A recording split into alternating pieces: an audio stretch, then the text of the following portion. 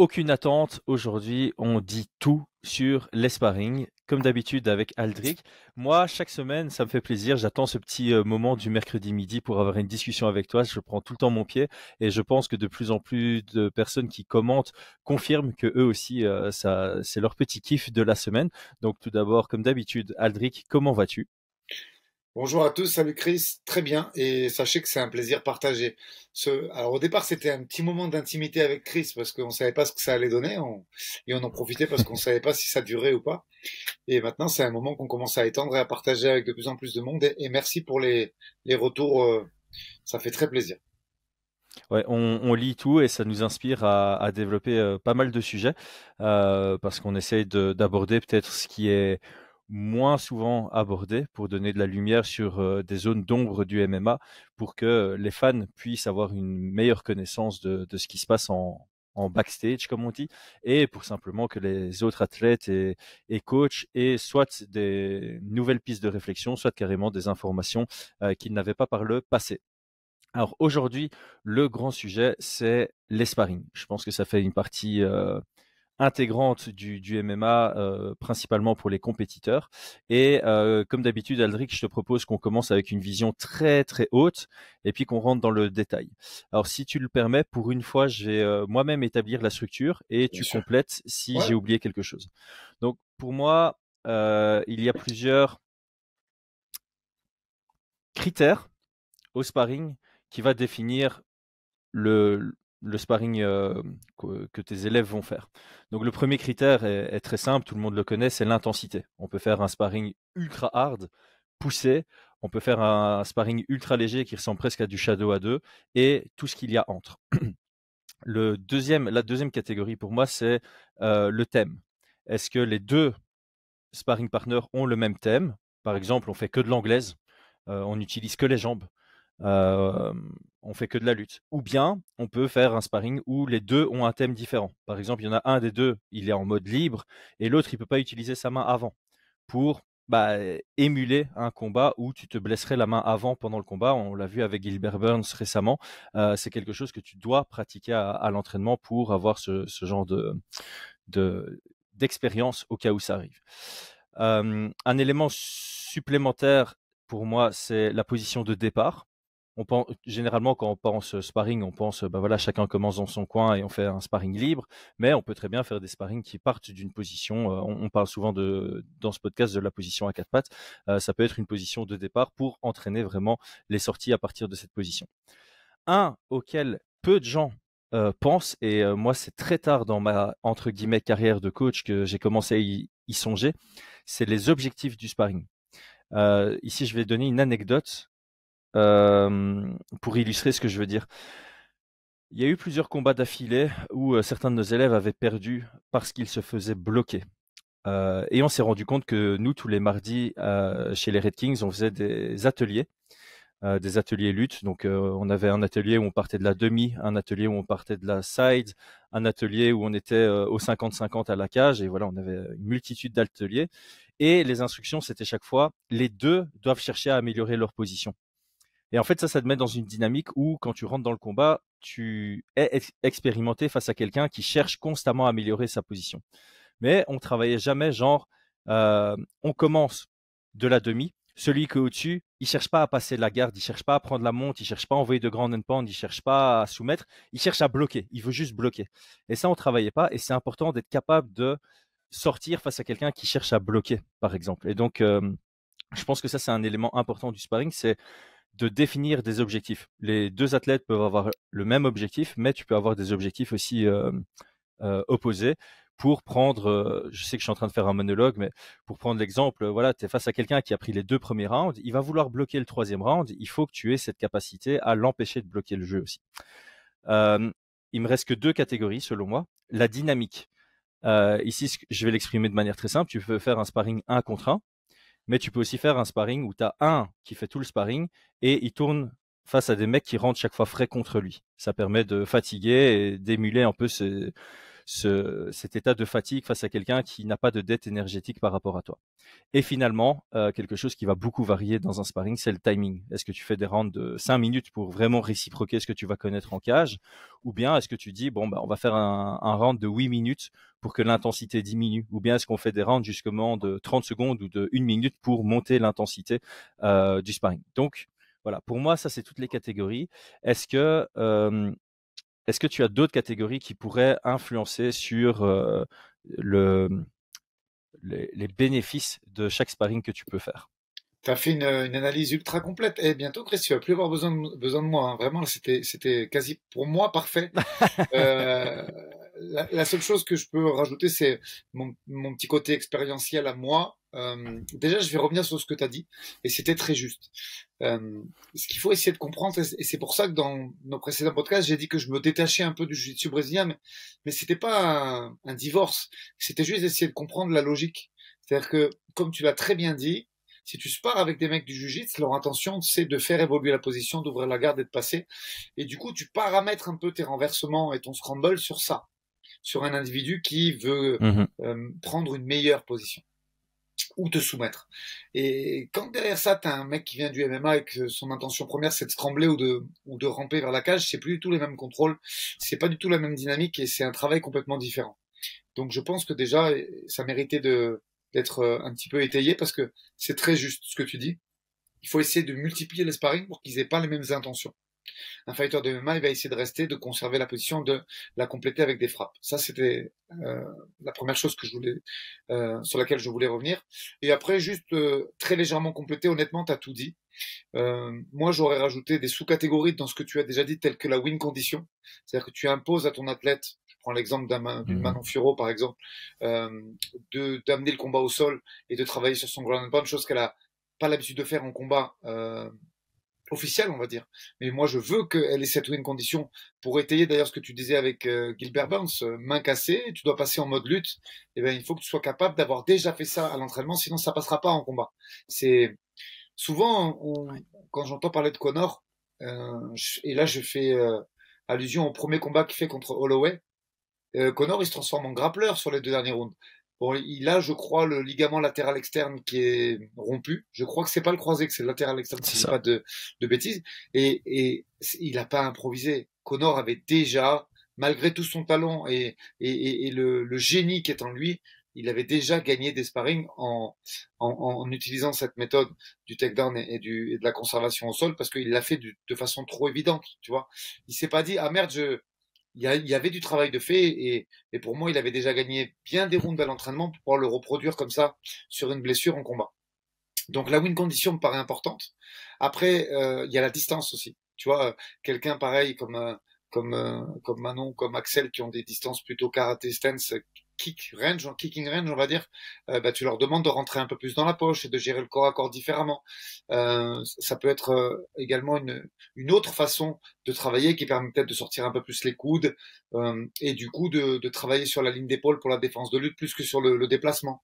Euh, Tu l'as dit aussi, la mise en échec, c'est-à-dire d'avoir une seule personne qui travaille vraiment et d'avoir des sparring frais sur du format changement toutes les 1 minute ou du 3 minutes, 3 minutes ou du 2,30, 2,30.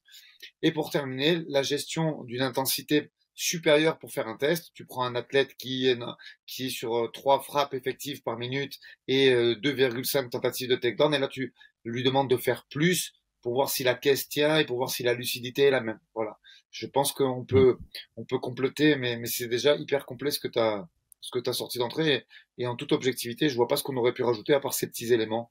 Parce que je pense que pour pouvoir Mhm. augmenter son activité en combat, il faut commencer par le faire à l'entraînement. Si tes stats, c'est 3 frappes effectives la minute, il faut le faire à l'entraînement d'abord, de passer à 4 voire 5 pour voir après si ça tient sur ta gestion des 3 rounds et sur un partenaire qui conteste ton rythme et qui met de l'opposition de son côté.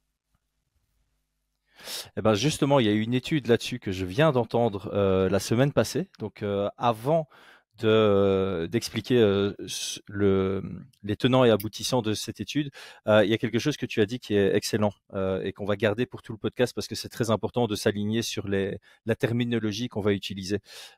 Tu as parlé d'intention et moi j'avais parlé d'objectif.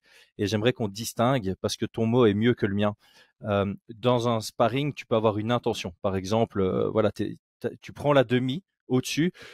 Ton coach, dans le sparring, peut te dire, OK, maintenant, tu as l'intention juste de conserver la position parce que tu as pris les 2 premiers rounds et là, c'est le troisième et tu dois absolument le gagner aussi ou ne pas te faire soumettre. Et tu pourrais très bien avoir exactement la même position, exactement le même sparring, mais où ton coach te dit, là, c'est le troisième round, tu as perdu les 2 premiers, va chercher le finish. Et tu pourrais aussi avoir un troisième scénario où c'est 1-1, tu dois prendre le round.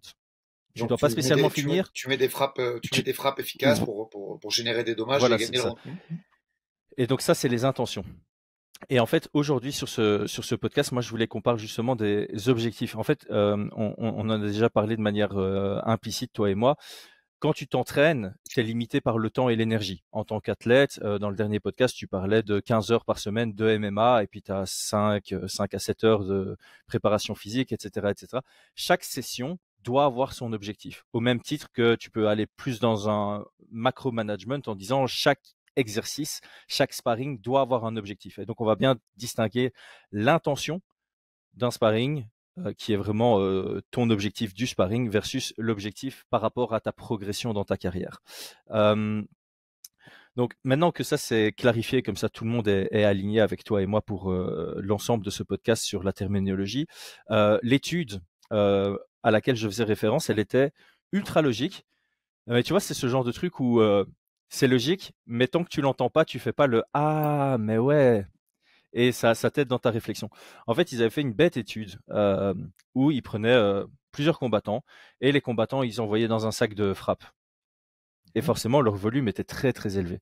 Et puis, ils prenaient les mêmes combattants avec un sac un peu plus mobile. Donc, on va dire le premier sac, c'est les sacs tout lourds qui bougent quasi pas. Bah, tu sais envoyer sans problème. Le deuxième sac, c'était les boules qui bougent un tout petit peu, qui sont assez lourdes. Mais étant donné que ça bouge, mais leur volume de jeu, il diminuait parce que tu avais une notion de distance à prendre en plus. Le troisième exercice, c'était avec un entraîneur qui tenait les palettes. Bah, le niveau, il diminue encore. Et puis, ils ont fait un troisième exercice, des sparring légers, avec une intensité qui diminue par rapport au PAO. Et puis, ils ont fait des sparring plus hard. Et évidemment, l'intensité, elle diminue davantage. Et en fait, le but de cette étude, c'était vraiment de donner des pistes de réflexion aux coachs et aux athlètes en disant, euh, faites gaffe quand vous faites des entraînements, quand vous faites des sparring, selon l'intensité, ça peut refléter ou pas refléter du tout votre attitude en combat. Si tu fais que des sparring light et que tu as une moyenne de 10 frappes envoyées à la minute qui vont toucher, mais qu'en combat, tu es à 3, peut-être que le problème pour t'améliorer, il vient de là. Il vient de l'intensité dans tes sparring ou en tout cas du fait que dans un sparring light, t'as pas peur de te faire toucher. Donc, tu es un peu en mode jouette, je vais à l'échange, je m'en fous, je vais pas avoir mal, je vais pas me faire mettre KO. Et c'est des mauvaises habitudes que tu prends. Alors que si tu changes ton mindset, tu peux rester en sparring light, mais en te disant, OK, même dans le sparring light, je vais chercher à pas me faire toucher. Et par conséquent, ton intensité va commencer à se rapprocher de celle que tu as en combat. Donc j'aime bien le fait que tu en aies parlé parce que ça fait directement tilt avec une étude que j'ai entendue il y a pas longtemps et qui moi m'a donné des pistes de réflexion sur l'organisation des sparring. Donc maintenant je vais te lancer sur une question, sauf si tu as quelque Non, chose vas-y. à rajouter. Non, Donc très bien. la question ici c'est vraiment on va prendre catégorie par catégorie, sous-catégorie par sous-catégorie et tu vas exprimer l'objectif qu'il peut y avoir par rapport à la progression long terme d'un combattant. Donc on va prendre un exemple très simple, parce qu'on en a déjà discuté dans ce podcast, et puis on va faire tout le reste. Donc, quel est l'objectif pour toi d'un sparring intense, genre où on cherche presque le chaos? Quels sont j'ai peut-être pas dire objectifs, j'ai peut-être même dire les bienfaits par rapport à la Ouais. progression d'une carrière. Je te complète ça, je te donne ma façon de voir les choses et je te complète avec l'entraînement de ce matin, là, parce que là, à l'heure où on se parle, il est 13 heures et quelques avec Chris, et ce matin, j'ai dirigé 2 séances pro que j'évoquerai tout de suite après. Mais déjà, pour répondre directement à ta question, le sparring intense où on appuie fortement les frappes, il est nécessaire. Pourquoi il est nécessaire? Il est nécessaire déjà pour construire une responsabilité défensive importante qui va permettre justement de libérer le souffle et le volume que tu es capable de faire au sac. Je rebondis sur ce que tu dis. Débiter, il faut effectivement un bon cardio pour être capable de débiter les frappes. Mais à partir du moment où elles sont contestées, que le mec se bouge et qu'il te tape, Ce qui va faire souvent qu'on se contracte, qu'on oublie de respirer et que le cardio monte très fort, c'est la responsabilité défensive. On l'a fait un peu en apnée, on l'a fait concentré, on l'a fait peut-être trop concentré ou même trop tendu parce que les frappes, elles impressionnent avec les petits gants. Donc, être capable de gérer ces séances 1 à 2 fois par semaine, pas plus, et puis surtout, faut le varier. Et je vais expliquer comment je le fais après. C'est important. T'es pas obligé de consacrer toute la séance à de mauvaises intentions. Tu peux faire 2, 3 rounds là-dessus et changer de thème. L'important, c'est de pouvoir construire une séance qui fasse progresser euh, l'ensemble de ton équipe.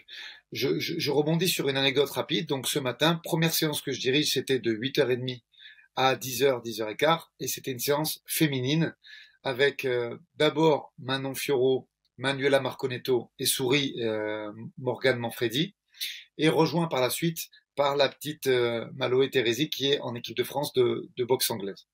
Et tout ça, ça a son importance. Manon, elle revient d'une blessure, ça commence à être béton. Maintenant, on attaque le MMA pur. Maintenant qu'on a fait de la renfo, de la lutte à part, du sol à part, du kickboxing, du muay thai, qu'on sait qu'elle a confiance en son genou, on attaque les sparring de MMA.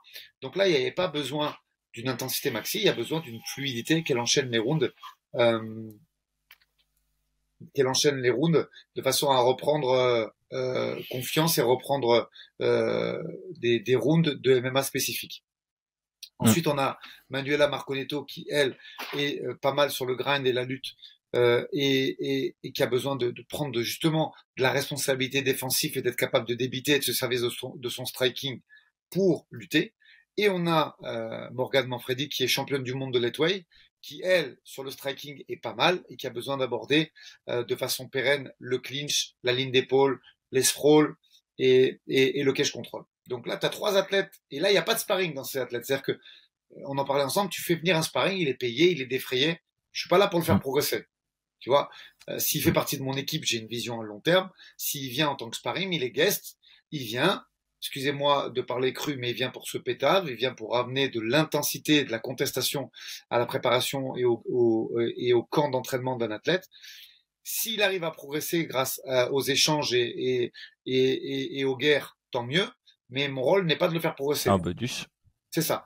Là, en l'occurrence, c'est une jeune fille que je manage et auquel je crois, Morgane Manfredi, et Manuela Marconetto qui a rejoint l'équipe avec Manon. Donc là, t'essayes quand même si c'est évident pour tout le monde, la priorité c'est la numéro 1 mondiale de l'UFC, mais on essaye de faire progresser tout le monde. Donc du coup, tu vas changer un petit peu ta thématique. Sur 1 heure d'échange et de mise de gants, tu vas faire du MMA vraiment pour Manon qui en a besoin. Manuela, tu vas axer un petit peu sur le striking de façon à ce que justement elle soit capable d'échanger avec une championne du monde de lightweight ou avec une strikeuse de l'UFC et qu'elle gère son souffle, sa contrainte défensive et ses déplacements.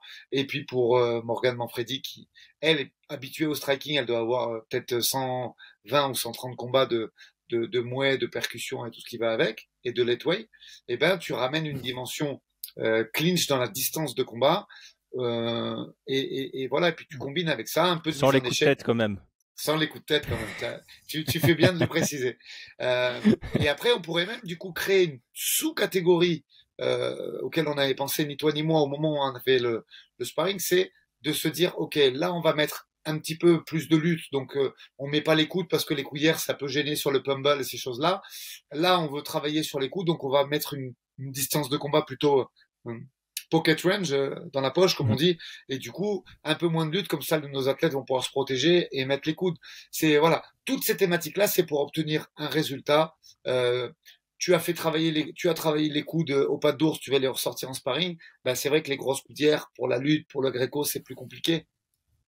Mais à nous ensuite de mettre ça en échec, en œuvre pour que nos athlètes progressent ensemble et que chacun des athlètes qui fait partie de l'équipe, je le précise, pas des sparring, ils puissent tirer bénéfice de 7h30 passée ensemble. C'est ça. En fait, c'est très important. C'est la base de tout. C'est pourquoi est-ce que je fais ça? Pour moi, c'est tout part de là. Tu peux pas faire des choses sans raison. Et sur un sparring, la question se pose évidemment énormément. C'est pourquoi je fais ce sparring. Et quand je dis ce sparring, je vais reprendre un terme que tu as utilisé, que j'ai pas utilisé au début du podcast, qui pourtant est plus adapté que tous ceux que j'ai voulu utiliser. C'est paramètre. En fait, quand on parle d'intensité, de thème, de position de départ, de win condition, de timing, c'est tout des paramètres. Et chaque paramètre que tu changes va changer ta raison, ton objectif, ton pourquoi de ce sparring. Et donc, c'est important en tant que coach et du coup aussi en tant qu'élève de sélectionner les paramètres qui feront de ce sparring le sparring optimal à l'instant T de ton entraînement par rapport à ton objectif à court terme et tes objectifs à long terme. Très juste. Je reviens sur un truc au niveau du sparring hard et je pense qu'on aura bouclé la boucle. Ça fait, je disais, une vingtaine d'années que je fais ça, une dizaine d'années en tant qu'entraîneur. Et si tu savais le nombre de fois où j'ai entendu, ce soir ça n'allait pas, j'étais gazé tout de suite. Je pense que c'est le stress. Alors, le stress a bon dos, mais non. Le stress, il va t'empêcher de tenter un coup parce que tu as peur de le rater, parce que tu sens l'amener au sol, tu l'aurais fait à l'entraînement, mais là, tu dis, ah, putain, si je prends un sprawl, il va me prendre le dos. Voilà, le stress, il va t'empêcher de prendre des risques dans ton jeu habituel que tu fais à l'entraînement, mais il va pas te faire monter le cardio. On lui donne trop d'attributs à ce stress. Non, par contre, ce qui va changer, ce qui va faire que ton cardio il est monté d'un seul coup et que tu n'avais pas l'habitude, c'est que à l'entraînement, tu es resté dans ta zone de confort. Tu t'es cassé la gueule, mais avec des gens que tu connaissais, ou tu t'es cassé la gueule, mais tu es resté dans tes pulsations et dans ton rythme à toi.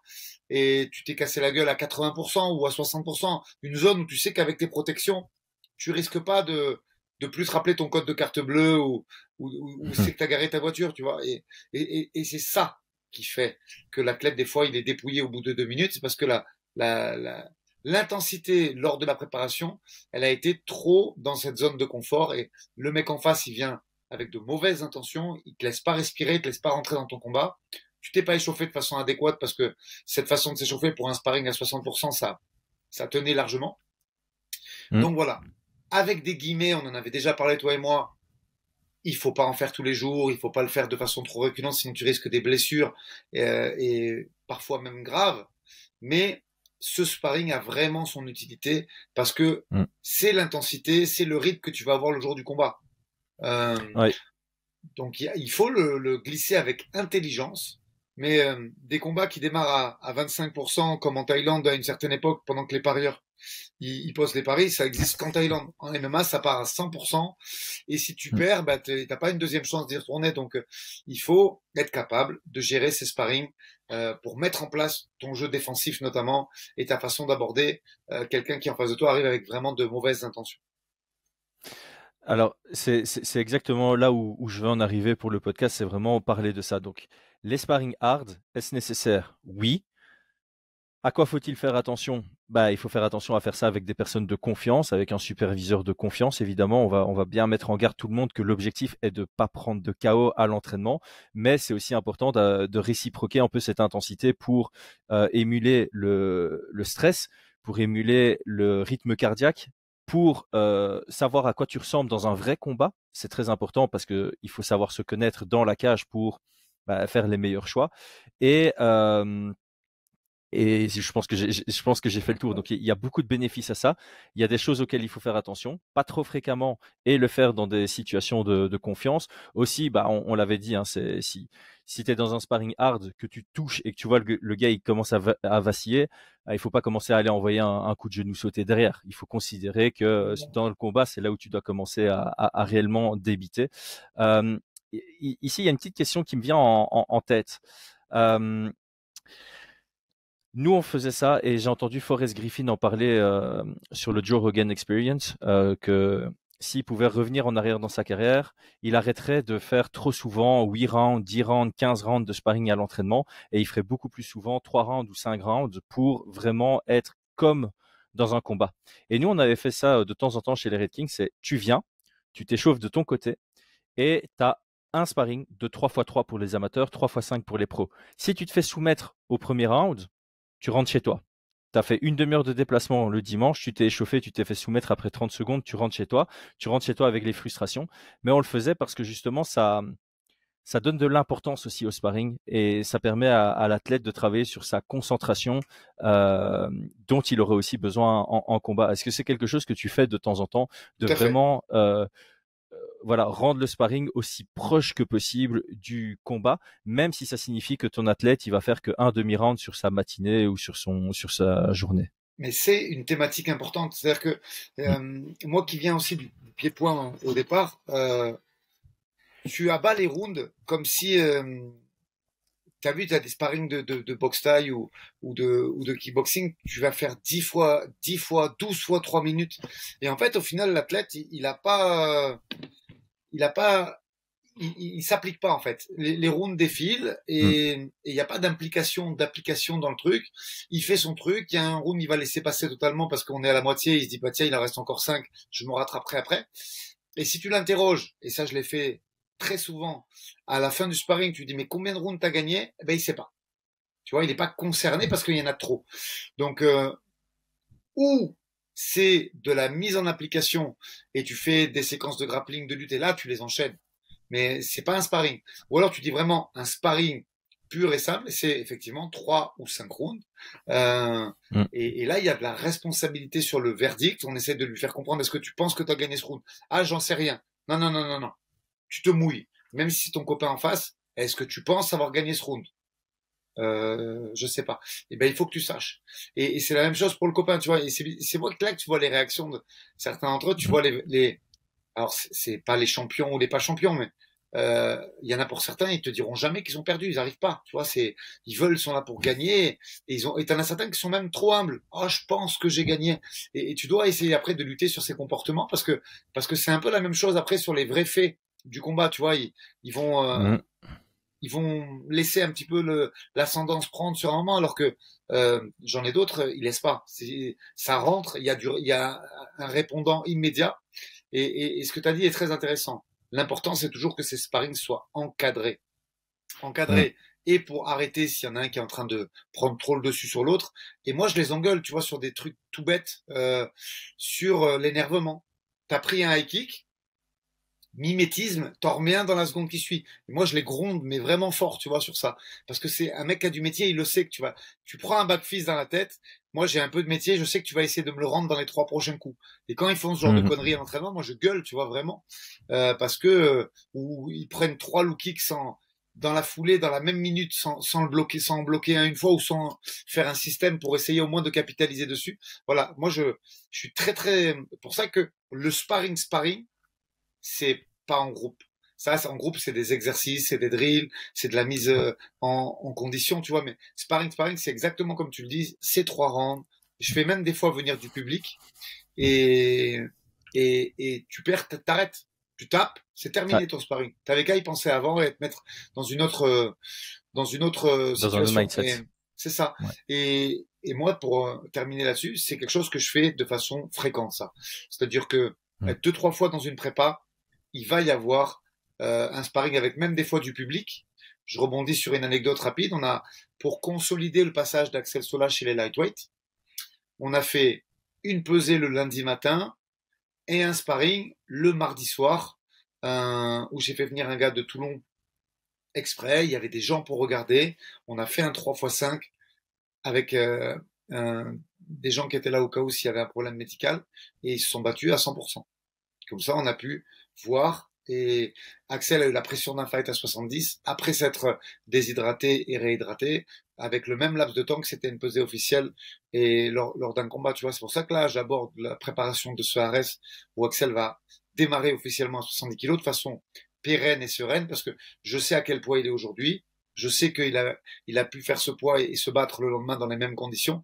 Et donc, à ce niveau-là, il n'y a aucune inquiétude, ni de ma part, ni de la sienne, pour, pour ce combat du 23. Donc oui, je pense que si tu fais vraiment un sparring réaliste, il doit se faire dans la cage si possible, si Mm. la salle le permet, et dans les conditions du réel, c'est-à-dire échauffement, on ne rigole pas.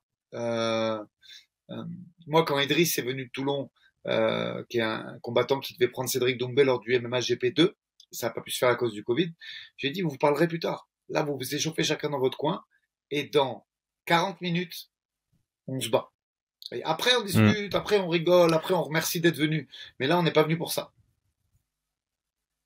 Ouais, nous, on faisait pareil, sauf qu'on n'avait pas de cage, mais donc on mettait des plots au sol pour représenter deux octogones en fait, et ça nous permettait de faire deux sparring en même temps. Et le public, c'était ceux qui s'échauffaient en même temps, et on faisait vraiment par poids. Donc les plus légers arrivaient plus tôt et les plus lourds arrivaient à la fin. On avait 2 heures, et pendant 2 heures, il y avait des sparring réalistes qui prenaient place. Chez nous, on faisait très très très rarement, voire en fait, on faisait jamais d'intensité de combat dans les cours publics parce qu'on ne connaît pas tout le monde. Les sparring à haute intensité, comme tu l'as souligné, c'est très important de le dire ici.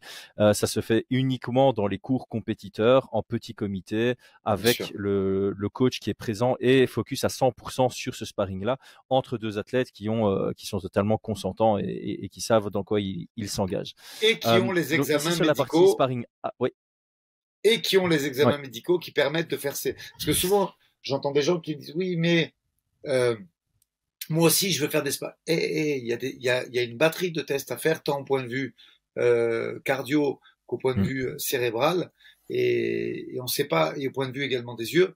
Donc, faire un sparring plein pot à haute intensité, il faut quand même être un athlète amateur de haut niveau ou professionnel pour pouvoir prétendre à ça, parce que tu sais pas comment ton corps va réagir, tu sais pas si t'as pas une pathologie à l'œil qui pourrait endommager tes yeux et ta vue si tu prenais des coups dessus. Il y a quand même, c'est, ça fait un peu vieux mm, schnock ce que je fais, mais le don't do this, don't try this at home, il est vrai. On fait pas ça pour oui, s'amuser. Je te dis ça parce que il m'est arrivé plusieurs fois d'avoir des coups de fil sur l'accueil du club quand c'est moi qui avais le téléphone. Le mec, il me dit ouais, est-ce qu'on pourrait louer la cage pour se battre? Non mais les gars, c'est un sport. On loue pas une cage ou un dojo pour se battre. euh, Se battre, c'est un métier et il faut s'entraîner pour ça. Comme tu le dis, on peut pas confier ça à des mecs qui viendraient faire un cours d'essai ou des gars qui démarraient leur pratique depuis quelques mois et qui n'ont pas d'examen médicaux adéquat, qui ont juste un examen de non contre-indication, tu vois. C'est bien marqué sur le certificat médical. mm, C'est non contre-indication. Ça veut pas dire que tu peux y aller à fond, ça. Ça veut juste dire que tu peux t'entraîner et faire du sport dans ouais. une ambiance de loisir. Ouais, et en fait, tant qu'on est sur cette parenthèse-là, c'est peut-être aussi important de dire à tout le monde de bien écouter son corps, surtout après des sparring hard, de ne pas hésiter à prendre du repos et en cas de maux de tête qui suivent le sparring, ne pas hésiter à aller consulter. Et quand je dis Bien ne pas sûr. hésiter, c'est vraiment y aller, quoi. Aller consulter parce que on ne joue pas avec sa santé et ce serait bête d'avoir des séquelles pour un sparring. Ok, donc sur l'intensité élevée, là, je pense qu'on a fait le tour de la question. Et comme on l'a dit, la contrainte ou ce à quoi il faut faire attention au sparring hard, c'est que tu peux pas le faire tous les jours. Tu peux même de temps en temps pas le faire toutes les semaines. Bien sûr. Mais le sparring reste quand même la façon la plus réelle de t'habituer à une dynamique de combat. Donc arrivent les sparring à intensité plus faible. Quels sont les avantages et à quoi doit-on faire attention sur les sparring à intensité plus faible? Moi, j'avais déjà dit, quand je parlais des études, que ton sparring à intensité plus faible, ce à quoi tu dois faire attention, c'est ton volume de jeu. Il va normalement augmenter parce que tu n'as pas peur de te faire toucher, donc tu es plus à même d'aller dans la poche que d'habitude. C'est pas spécialement prendre des bonnes habitudes.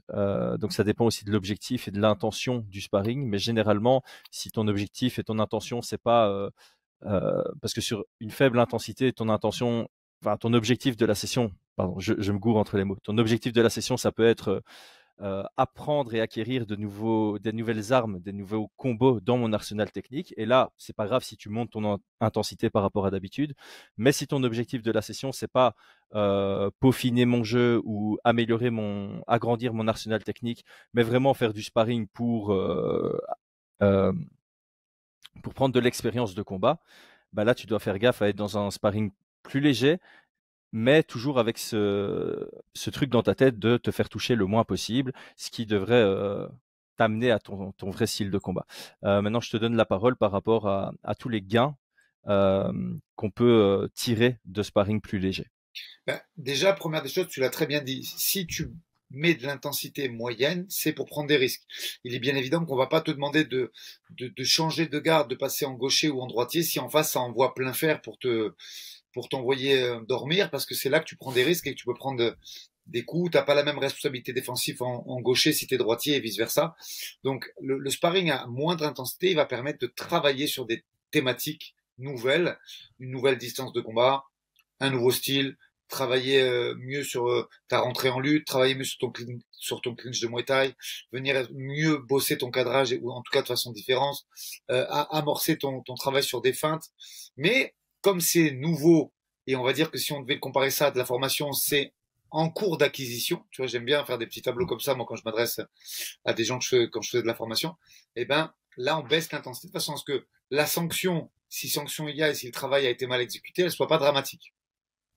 D'ailleurs, Mm. petite anecdote là-dessus, quel que soit le sparring, c'est-à-dire sparring haute intensité, plus basse, ou sur un travail technico-tactique, le secret pour pouvoir le faire de façon récurrente et pouvoir se réentraîner le lendemain, c'est les protections aussi. C'est-à-dire Mm. que si t'es pas bien protégé, protège tibia, retour sur le pied, genouillères adaptées qui vont pas glisser, qui vont essayer de protéger les côtes de mon partenaire si jamais j'envoie des genoux.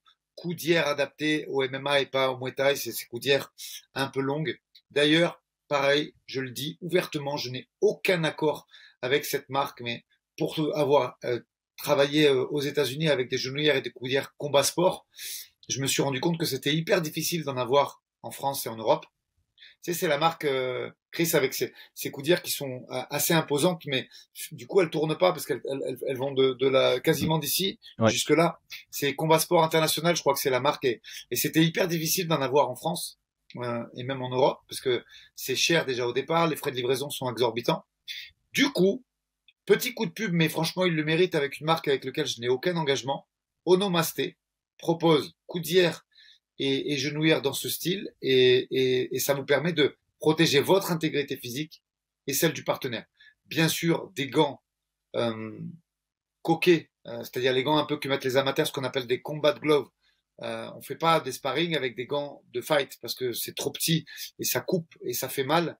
Et bien sûr, le casque, c'est évident qu'il faut un casque pour, en tout cas, alors souvent on me dit ouais, mais je me fais plus toucher avec le casque. Les gars, le casque, on peut lire toutes les études qu'il y a, ça va éviter des coupures, ça va quand même éviter un bon nombre de blessures qui pourraient être fatales à votre visage ou à vos yeux ou à votre nez, à vos voies respiratoires. Donc voilà, un bon sparring, c'est les gants adéquats. Si c'est de la boxe anglaise, il faut au moins du 14 ou du 16. Si c'est du MMA, il faut des gants combat glove légèrement incurvés pour éviter les high poke. Voilà. Mm. Voilà comment on choisit son matériel. Les protèges tibia de taekwondo, on n'en prend pas parce qu'il n'y a pas de retour sur le pied. Il faut également un retour sur le pied pour permettre de gérer. Après, on revient, l'anecdote, hop, mise de côté. Je repars sur une intensité moindre. Ben voilà, ça va te permettre également de travailler sur d'autres distances, d'autres séquences. Est-ce que tu as l'habitude de shooter au milieu de la cage ou est-ce que tes takedowns, ils sont essentiellement faits en cage control? Je dis ça parce que Mm. 80% des athlètes, voire 90% des athlètes de MMA, ils font pas tomber au milieu de la cage. D'ailleurs, aujourd'hui, tout le monde s'attend à ce que ça shoot quand on est à 1 mètre de la cage parce que la grande majorité des combattants aujourd'hui, ils font ça. Donc, shooter au milieu de la cage, ça peut être un avantage puisque moins de fighters s'en méfient, ils sont moins conditionnés à ça, ils vont se Mm. mouvoir parce qu'il y a personne qui, quand il a le cul contre la cage, il va vers l'avant. Tout le monde va chercher des déplacements latéral ou antéro-postérieur de façon et ils vont anticiper le sprawl, le two on one. Aujourd'hui, c'est écrit ça dans l'ADN d'un combattant de haut niveau. Alors que si tu shootes au milieu de la cage, ben, le gars s'y attend moins, il peut déclencher aussi. Donc voilà, c'est l'occasion de ce genre de sparring de travailler sur des choses nouvelles. Tu fais jamais de single leg, bah tu mets la thématique du single leg. Pourquoi? Parce que si jamais tu prends un uppercut ou un genou en pleine tête, eh ben l'intensité elle est moindre, on s'y attend. Mm. Et voilà, ce genre de sparring pour moi est idéal pour travailler des choses qui sont pas normales entre guillemets dans le jeu du combattant. On va travailler sur des domaines où tu penses qu'il est peut-être plus faible. Tiens, aujourd'hui tu vas boxer en reculant. Je prends Mm. souvent moi William Gomis, tu vois le combat qu'il fait Marshall. contre Marshall, tu vois, parce que boxer en reculant c'est dur, ça demande énormément de concentration et des appuis parfaits. Donc voilà, tu peux dire à ton gars, bah, tu vas boxer en reculant. Donc au début, il va avoir beaucoup de mal, il va prendre des coups, donc c'est bien de le faire avec une intensité moindre. Et pareil, ton gars, c'est un contreur. Euh, et tu sais que je me rends compte de ça, Chris. Je regarde énormément de, de fights en ce moment parce que il y a pas mal d'orgas et de catégories du coup qui m'intéressent. On va annoncer prochainement le retour de Sofiane Bokichou et ce sera dans une très très grosse organisation. Donc du coup, je m'intéresse à la catégorie poids lourd. Bien évidemment, les féminines, on revient pas dessus. Les lightweight pour Axel, les middleweight pour Virgil Logan et consorts. Et du coup, je me rends compte que il y a beaucoup de fighters qui ont préféré, pour des raisons de, je pense, d'une moins grande difficulté, qui boxe en contrant uniquement et tout le stand-up il est orienté sur du contre et en fait quand ils doivent Mhm. avancer ils luttent ou ils clinchent tu vois et il y a très peu de boxeurs finalement qui sont capables de boxer soit en avançant et soit encore pire en reculant si on devait faire une moyenne comme ça vite fait de Mhm. ce que j'ai regardé ce mois-ci en combat et je parle de tout le mois de juin et mi-mai quoi je pense que tu peux dire que la moitié, ça boxe en contrant. Tu as peut-être 30% de cette autre moitié qui est capable de boxer en avançant et sur des ratios de coups faibles, sur un ou deux coups en avançant, pas plus.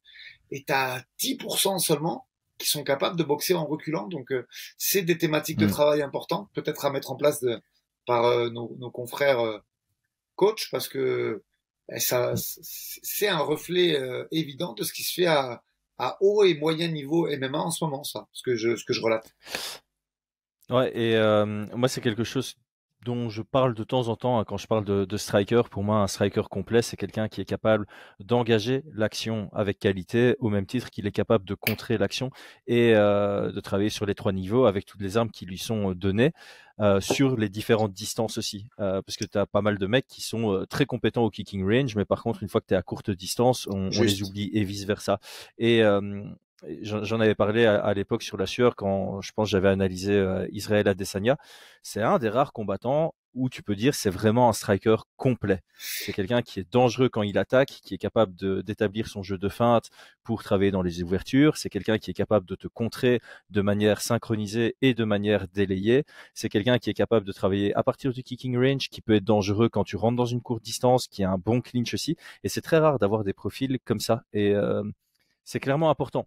Parce que si tu n'es que un contreur, à haut niveau, on sait comment combattre contre un contreur. On connaît Très les armes juste. qui sont bonnes pour remporter un combat face à un contreur.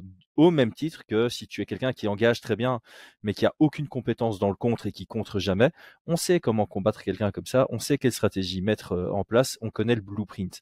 Quelqu'un qui est complet, par définition, il est plus compliqué à aborder parce qu'il est dangereux dans plus d'aspects du jeu. Donc ici, pour résumer, je pense qu'on pourrait dire que à plus faible intensité, tu vas travailler sur beaucoup plus sur l'apprentissage. Tu vas beaucoup plus travailler sur agrandir ton arsenal technique, peaufiner ton jeu, prendre un peu plus de risques pour tirer des leçons. Ok, quand j'envoie mon direct et que je roule ma tête en dessous, je me rends compte que mes pieds sont pas bien positionnés. C'est le genre de truc que tu testes pas dans un sparring hard parce que tu as peur justement du contre. Alors que le sparring hard, ça va plutôt être valider et confirmer ton jeu. Est-ce que C'est très juste. Ouais, ouais, ouais. en résumé, on est là-dessus. Ouais. Ok. Ben ça, pour moi, ça c'était vraiment le plus gros de la discussion. Parce que sur les autres paramètres, maintenant j'utilise le bon terme, les objectifs sont quasi compris de base. Si on travaille sur un thème, par exemple, il y en a un des deux qui travaille de manière libre et l'autre il peut que contrer. Bah, on comprend. Le thème, c'est, il y en a un qui bosse librement, l'autre il travaille son jeu en contre, et celui qui bosse librement, il apprend à travailler face à quelqu'un qui est un très bon contreur. Donc, je sais pas si toi, il y a des thèmes qui te viennent en tête que tu aimerais citer parce que tu les trouves très bénéfiques pour le MMA. Tu vois, on avait parlé dans un podcast de Gilbert Burns hein, qui se blesse la main avant et qui semblait perdu dans son combat, probablement parce qu'il n'avait jamais fait cet exercice de faire un sparring sans utiliser son bras avant. Est-ce qu'il y a d'autres thèmes Ouais. qui te Il y a deux semblent trucs qui me semblent intéressants? intéressants. Il y a Vas-y. deux trucs qui me semblent intéressants. C'est effectivement la simulation de blessure. Je vais faire une généralité. Donc, ça veut dire d'un seul coup, tu ne te sers plus de ton jab ou tu kicks plus si le fighter, dans sa win condition, il y a les kicks, tu vois. Euh, ça me paraît important.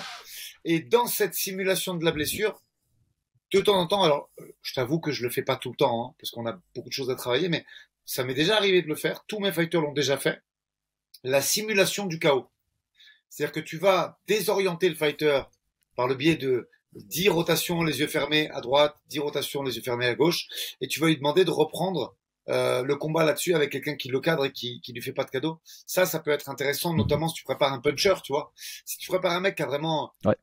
exemple, tu prépares un combat en Walter contre Fialho, excusez-moi d'écorcher son nom, le puncher portugais de l'UFC. Et si tu bosses pas ça, tu sais que le mec il a de la foudre dans les mains, tu vois. Donc euh, tu prends un mec qui a des victoires par KO, qui est capable de déstabiliser sur une frappe. Il faut dans ta prépa travailler cette simulation de KO par le biais de désorienter ton partenaire et de ton élève, Mm. ton combattant, et de le refaire partir. Ça, c'est un truc qui me paraît très intéressant à souligner. Et après, pour terminer là-dessus, sur ces sparring à thème, moi, ça m'arrive de partir sur un drill et de terminer sur de l'opposition forte et sur du drill et sur du sparring. J'explique un peu le contexte parce que c'est pas. On va travailler sur de la rentrée en boxe et qui va amener sur un cage control avec je sais pas un underhook et un contrôle poignet avec derrière un crochetage de jambes. Et ben on va commencer par le driller ensemble sur 8-10 minutes et puis une fois que c'est assimilé, ben on va le travailler avec plus de résistance et ça va monter crescendo pour finir même jusqu'à un sparring là-dessus où le gars va mettre l'opposition, va pas vouloir se laisser embarquer sur la cage, va vouloir défendre le cage control. Et je fais moi des exercices de ce format aussi qui commencent en drill technique et qui finissent une fois qu'on est bien échauffé en opposition pure et dure. Donc on peut appeler ça effectivement un sparring puisque la séquence de 3 minutes où il y a un objectif d'un côté, il y a l'intention de contester ce travail de l'autre, ben ça se fait à haute intensité, tout simplement. Et donc là, ce qu'il y a de très intéressant aussi à ce que tu dis, c'est que au sein d'une même session, tu peux changer les paramètres pour changer la dynamique et obtenir plusieurs intentions et plusieurs objectifs au cours de la session. Donc ici, c'est très intéressant. Moi, dans les thèmes, un que j'aime particulièrement, c'est habituer mes athlètes à switcher. C'est quelque chose dont on parle très rarement, mais je pense que c'est un défaut de n'être capable de combattre que d'une seule garde. On le voit de temps en temps face à un très bon low kicker. Dès le moment où ta jambe avant est annihilée, il n'y a plus grand-chose que tu puisses faire, si ce n'est switcher. Mais si tu n'as jamais travaillé dans ta mauvaise garde et que tu es très mauvais dans ta mauvaise garde, c'est même pas une option. Tu préfères laisser ta cible la plus endommagée à disposition de ton adversaire. Et ça, pour moi, c'est une erreur. Donc ça, c'est un thème que j'aime beaucoup travailler. C'est tout le monde dans sa mauvaise garde ou un sur deux dans sa mauvaise garde et l'autre dans sa garde habituelle. Je pense que c'est très important pour ce scénario où ta jambe avant est annihilée. Mais de manière générale, c'est une façon de changer la dynamique d'un combat. Et Cory Sandhagen en avait parlé sur un podcast. Il dit moi, je suis habitué à ça. Donc, je ne dois pas réfléchir. Garde ouverte, garde fermée. Je sais quelles sont les options qui sont face à moi. Donc, je switch beaucoup parce que je sais que pour mes adversaires, ils sont moins habitués que moi à ça. Et chaque fois C'est que je super dur. switch, mon adversaire doit réfléchir. Ah, il est passé en gaucher, je suis en garde ouverte. Maintenant, je peux faire ça, je peux pas faire ça. Ah mince, il est de nouveau en droitier. Ah mince, et c'est fatigant pour un adversaire d'être face à quelqu'un qui switch très bien, fréquemment, si tu n'y es pas habitué. C'est très juste ce que tu dis. Et moi, je te pose une question. Est-ce que le combattant ultime, c'est pas le combattant qui est gaucher en se déplaçant à droite et droitier en se déplaçant à gauche? Hmm. Pour moi, le combattant ultime est capable de combattre dans toutes les directions, dans toutes les C'est gardes. ça. Mais si tu commences à faire ça, donc à ton partenaire, tu le rends fou parce que c'est compliqué. Tu l'obliges à changer de côté dans sa rotation parce que il tourne sur ton côté fort. Et d'ailleurs, pour l'avoir fait aussi comme toi très souvent à Méga, je me suis rendu compte d'un truc. On progresse assez rapidement sur la responsabilité offensive dans ta fausse patte parce que souvent, Mm. pareil, tu as ton bras fort devant, donc ton jab est meilleur et le bras arrière, c'est plus facile de travailler quand c'est pas le bon justement. Et Ouais. là où c'est le plus long et là où ça demande un travail plus profond, c'est sur la responsabilité défensive. Là, tu te rends compte que le coup d'œil, c'est pas tout à fait le même, que les mouvements de bus sont différents, que la façon de désengager est moins naturelle et que tu es une cible en fait plus exposée. Donc attention les gars, même si Mm. vous commencez à vous sentir à l'aise en fausse patte ou dans la garde opposée, il y a l'attaque, mais il y a surtout la défense et je pense que le travail est plus difficile défensivement que offensivement. Ouais. Je suis d'accord, surtout que généralement le côté offensif est plutôt proactif, alors que défensif, c'est automatiquement réactif. Et quand tu n'es pas à l'aise dans une garde, forcément, c'est en réactivité que tu es moins bon qu'en proactivité. Très Parce que juste. enfin, voilà, sur le côté offensif, tu vas être dans ta mauvaise garde, tu vas quand même réfléchir, ok, là, tu sais quoi, je vais envoyer mon uppercut avant, suivi de mon direct. Tu y as réfléchi. Face à, face à quelqu'un qui t'attaque et que tu es dans ta mauvaise garde, tu es là, tu déjà pas à l'aise. Et en plus de ça, tu dois réagir par rapport à ce qu'il fait pour pas te faire toucher. C'est un exercice plus compliqué, mais donc c'est un exercice aussi où tu as beaucoup, beaucoup à tirer. Ok, on va continuer un peu sur les paramètres. Je pense que la position le start position, tu vois, quand tu fais des exercices, tu peux partir avec quelqu'un pris sur toi en monte, tu peux partir au 50-50 à la cage, peu importe. Assis contre la cage, ouais, ou cage control, il y a beaucoup Voilà. de... Là, je pense que c'est assez clair. L'objectif, c'est de faire bosser la position avec l'intention.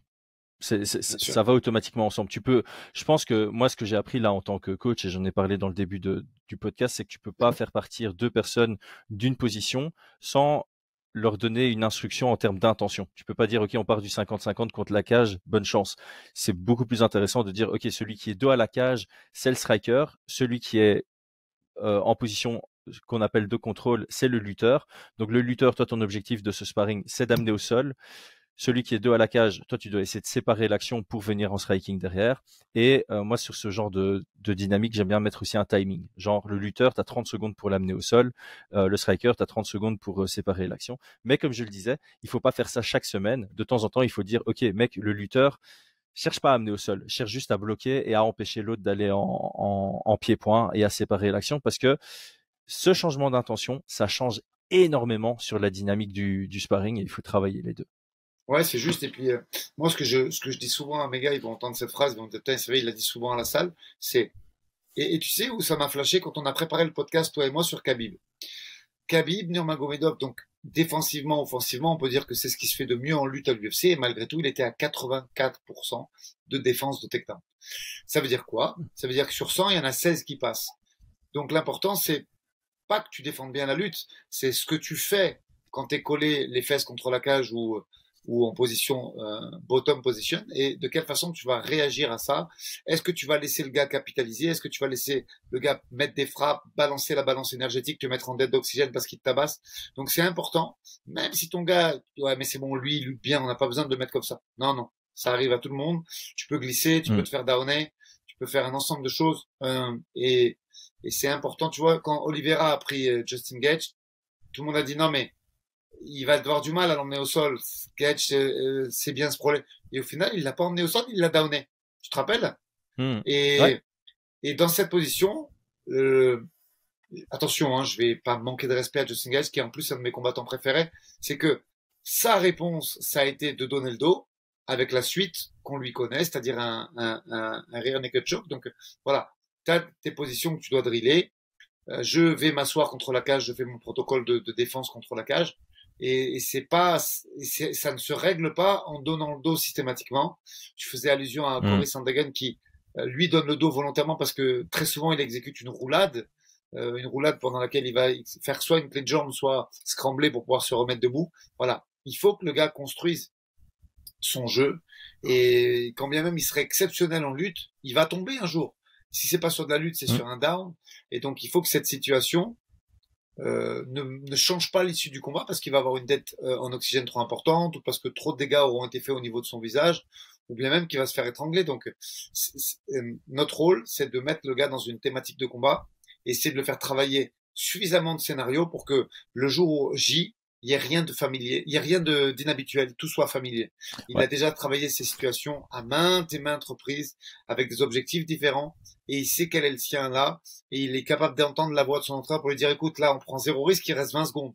On perd la situation, on prend pas trop de dommages et on prend pas de risque et tu vois et que son schéma moteur de réponse à cette agression soit pas systématiquement de donner le dos alors qu'il peut attendre 20 secondes au lieu de se faire étrangler 10 secondes plus tard, tu vois. Et voilà, le rôle de coach, du head coach ou du wrestling coach sur ces situations, c'est de générer une habitude pour que le jour J, il n'y ait pas de catastrophe là-dessus. On peut parler de ça, mais comme on peut parler des leg locks, tu vois. T'as des mecs, Ils sont capables de passer de 100 pulsations à 200 pulsations juste parce que tu leur touches le pied et que ça les excite tellement, ils ont tellement peur de la sentence, de la blessure et de tout le truc que leur rapport de force, il est inversé alors que même que t'as rien fait, ta clé était même pas loquée dans le bon sens pour blesser, Ouais, mais il y a tellement d'adrénaline qui est montée, ils ont fait n'importe quoi, ils ont donné leur dos, ils t'ont donné une position.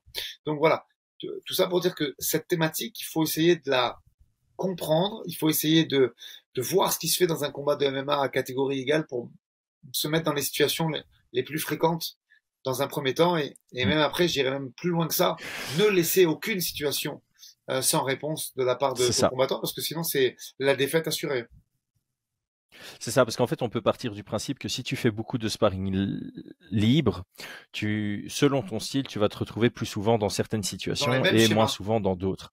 Voilà, c'est ça. Et ça reste important, parce que même si ton sparring libre représente ta façon de combattre, dans un combat, il y a des choses inattendues qui peuvent se produire, notamment, voilà, tu trébuches sur un kick. Enfin, ça peut, il y a des trucs comme ça qui peuvent arriver. Et du coup, tu peux te retrouver dans des situations dans lesquelles tu t'es jamais retrouvé en sparring libre. Et c'est là qu'interviennent les sparring à thème avec des positions de départ, parce que ça va te permettre de prendre ses habitudes, de découvrir l'inconnu et de pas découvrir l'inconnu pendant le combat, mais plutôt à l'entraînement pour savoir comment réagir à ce C'est type de ça. scénario qui pourrait se produire lors d'un combat.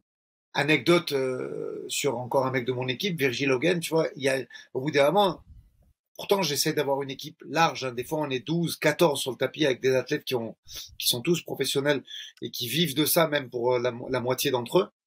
Et malgré tout, c'est très rare qu'on aille chercher Virgile en lutte parce qu'ils savent que il peut y avoir un gros contre derrière, un uppercut et que la défense de lutte elle est ultra solide, que Virgile a un sprawl de malade et du coup il est important quand même de le mettre dans ce genre de situation où il pourra avoir le cul par terre parce qu'un jour ça peut arriver, tu vois.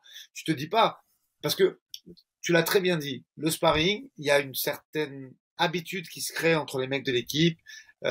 Et tu te rends compte que si tu mets pas du 109 au milieu de tout ça, ou si tu mets pas des thèmes, bah c'est quand même souvent le même scénario qui se répète en termes de situation.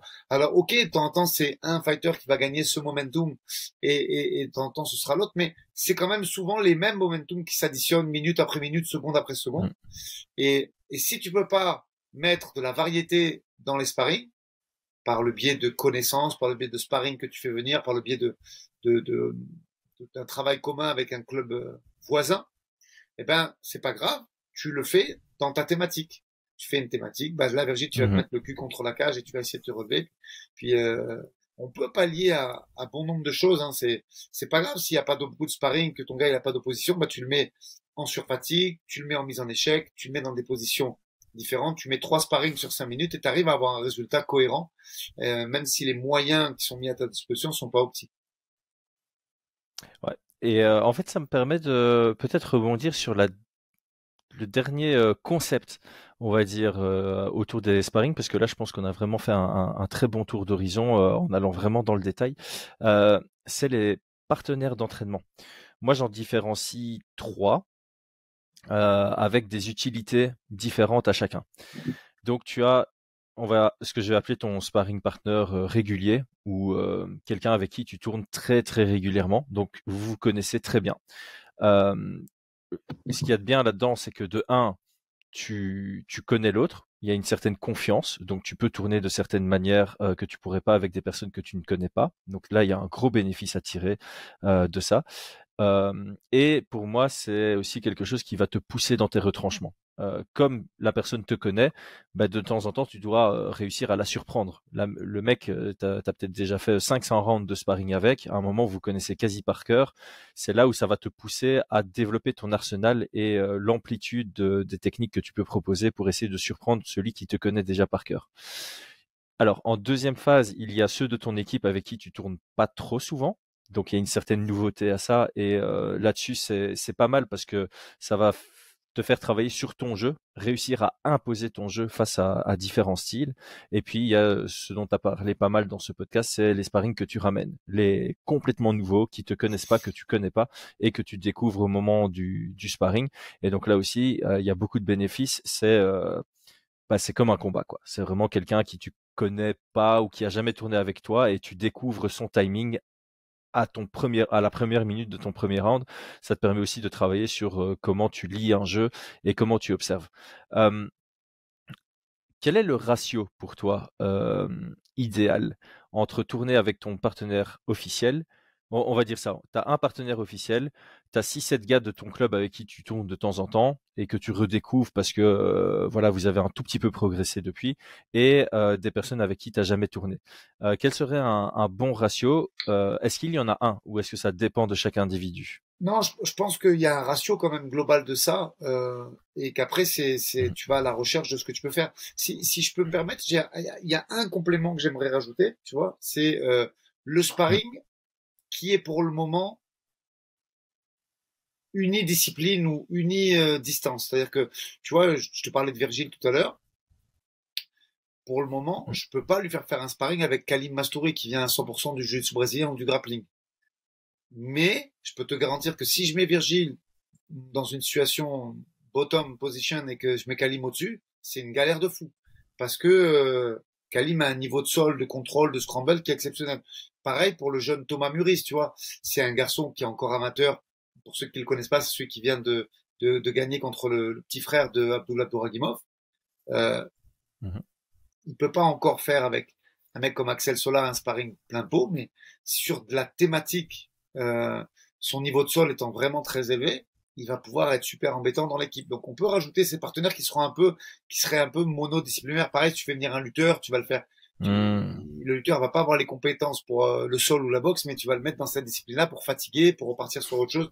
On peut rajouter ces sparring-là. Et pour revenir à ce que tu me disais en termes de fréquence, je pense que 50% de tes sparring, c'est avec ton usual sparring, c'est bien, comme Axel et Virgile, comme euh, Strickland et Curtis, par exemple, pour coller avec Mhm. l'actualité, qui partagent énormément. Pourtant, il y a du monde au Team Couture. Je peux dire qu'il y en a des mecs de passage, des UFC fighters, puisqu'ils ont la chance d'être à Vegas. Donc, pour expliquer un peu aux gens qui nous écoutent, l'UFC Performance Institute, tu viens avec ton équipe, mais tu vas pas pouvoir trouver un sparring sur place parce que c'est uniquement réservé aux fighters du UFC.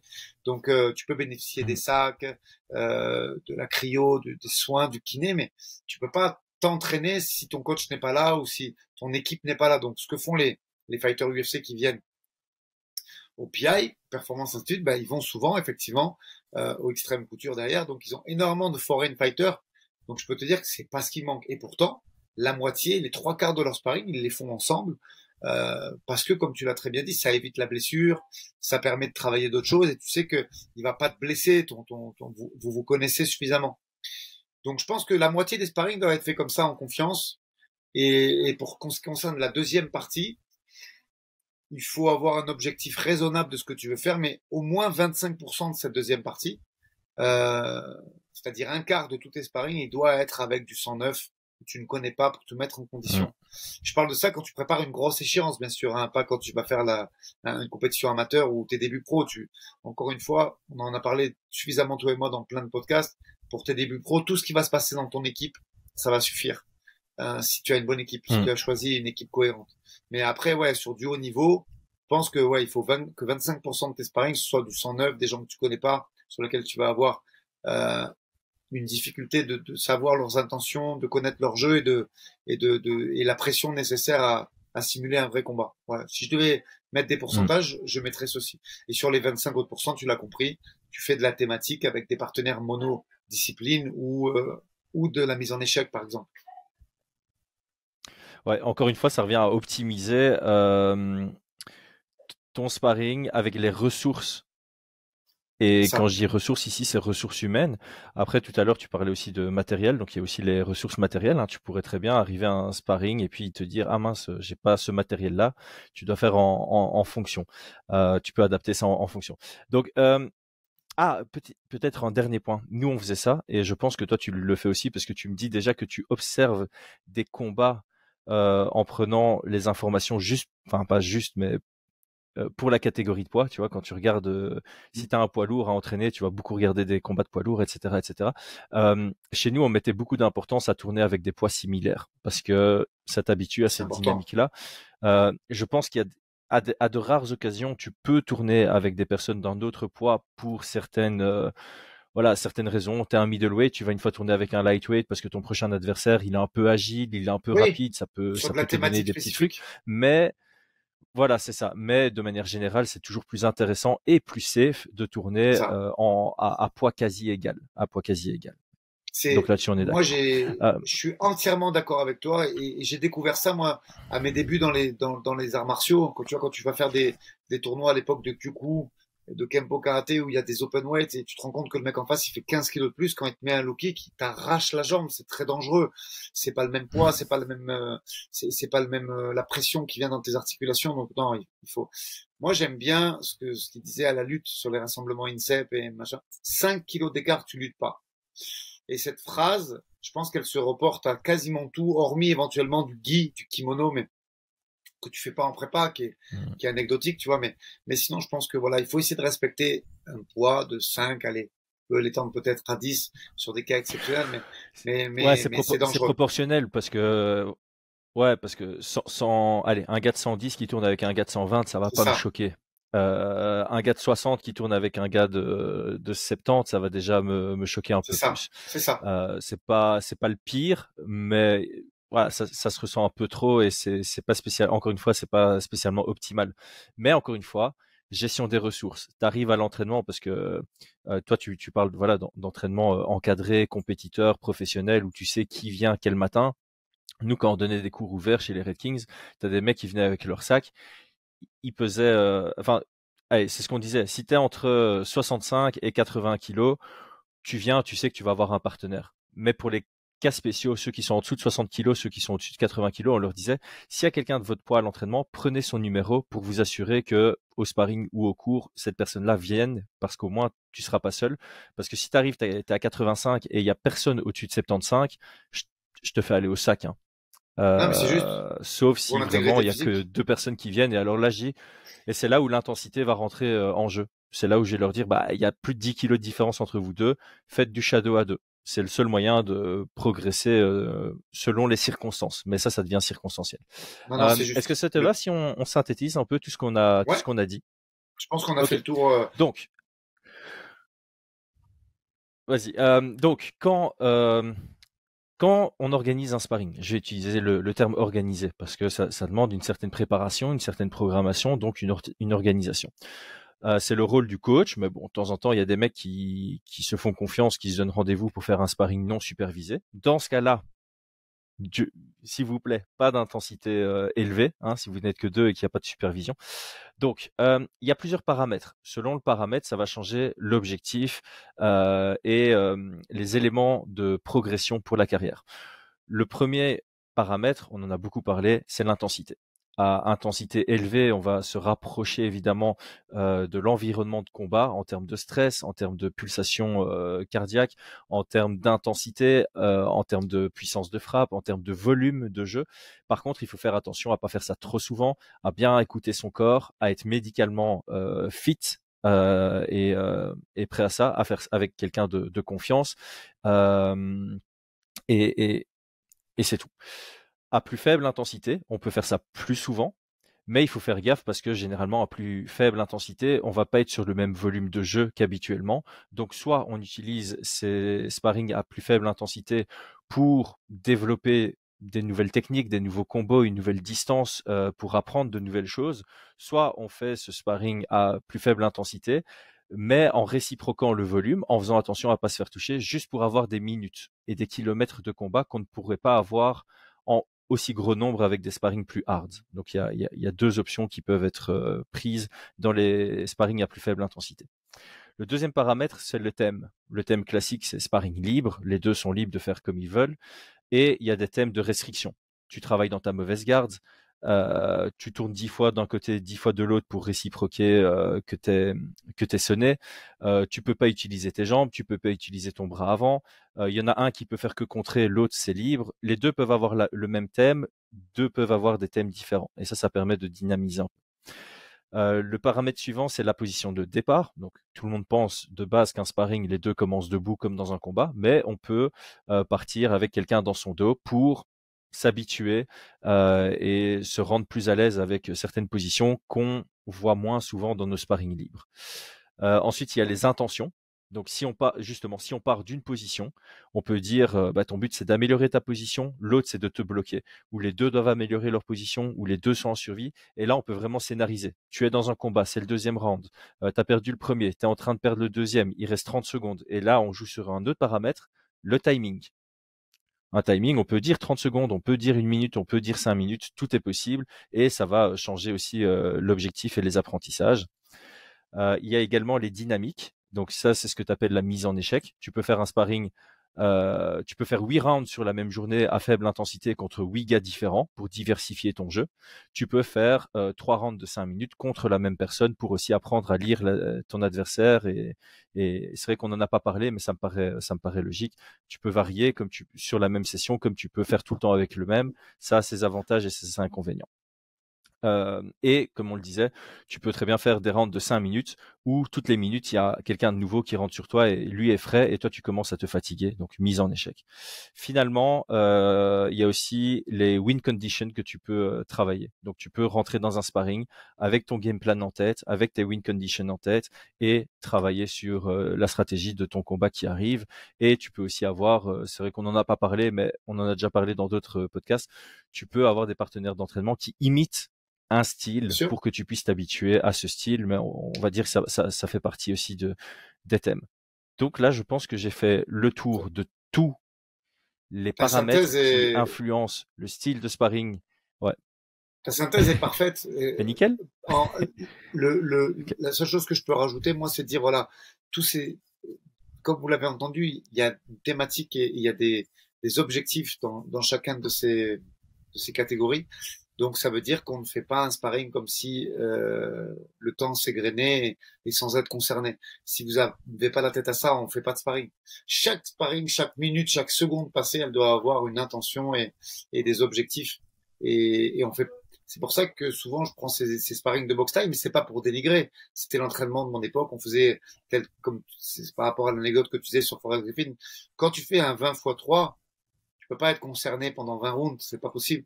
Tu fais de l'abattage et je pense qu'il y a aujourd'hui plus prolifique. Il vaut mieux faire du cardio d'un côté et faire de la qualité avec une réelle thématique quand tu fais de la mise de gants.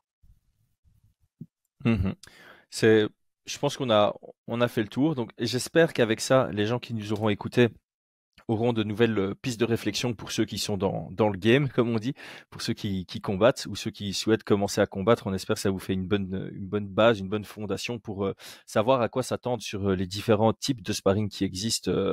On en a peut-être oublié, hein, peut-être qu'il y a des équipes qui font des choses auxquelles on n'a jamais pensé et qui sont tout aussi bénéfiques. Mais voilà, de notre expérience, ça c'est tous les paramètres qu'on peut modifier pour varier les différents objectifs, apprentissage et progression.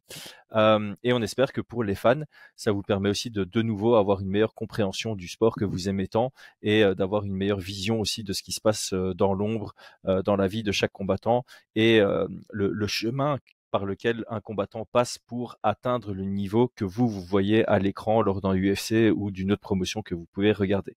Comme d'habitude, Aldric, pour ton expertise, pour ton temps, pour ta gentillesse et toutes les autres qualités qu'on peut t'attribuer, merci. Merci à toi, Chris. On n'a pas oublié, Chris. Je sais que dans les questions, vous avez parlé d'un épisode sur le management. On le fera quand ça collera avec l'actualité très prochainement. Continuez à nous mettre en commentaire ce que vous aimeriez bien entendre. Je vous promets qu'on prend tout en compte. C'est juste une question de calendrier. On a fait cet épisode aujourd'hui et très prochainement, quand ça va coller avec l'actualité, on fera l'épisode sur le management et sur les différentes négos qu'on peut avoir pour préparer une échéance. Continuez à commenter. Merci beaucoup pour la force. Suivez-nous sur les réseaux sociaux et à très bientôt. Chris, c'était un plaisir.